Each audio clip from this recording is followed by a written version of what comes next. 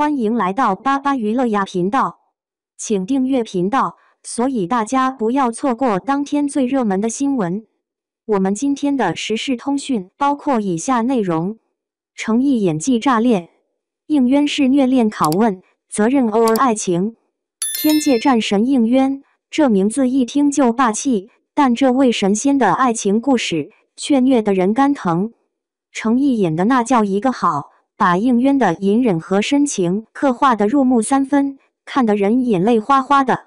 话说这应渊本来是天上的扛把子，一人之下万人之上，风光无限。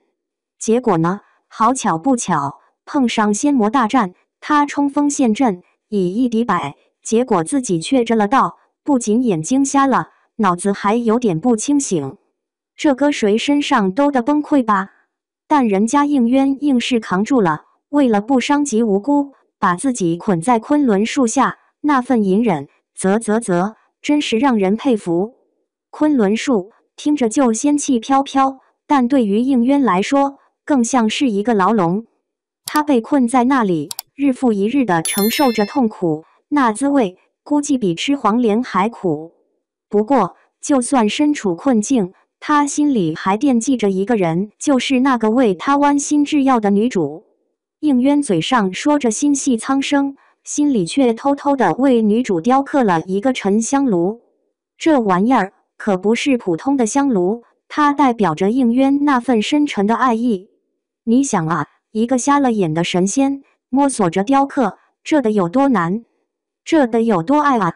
后来，女主问他能不能认出自己，他明明看不见，却还是说会。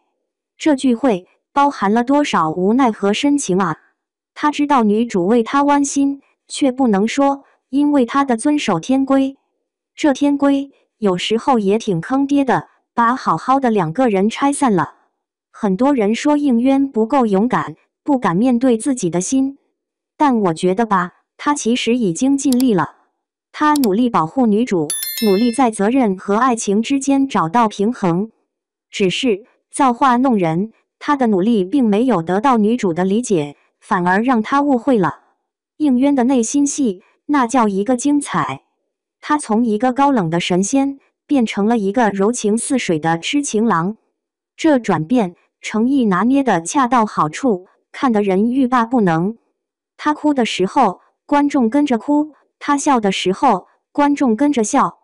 这就是演技的魅力啊！天界的刑罚那是出了名的狠，冰锥入骨，想想都疼。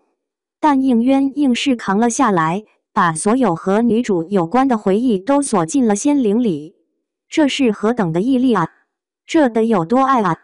为了找回和女主有关的玉带，他跳进了坟炉。这玉带对他来说，不仅仅是一件物品，更是他和女主爱情的象征。辞去帝君之位后，他一个人住在空荡荡的宫殿里，点亮所有的灯笼，仿佛在等待女主归来。这场景想想都让人心酸。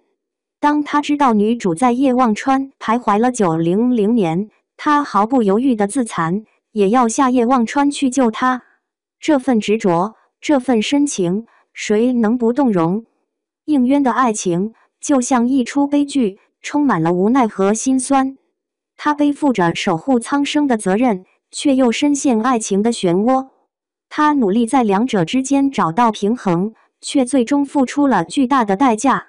诚意的表演让应渊这个角色更加鲜活，更加立体。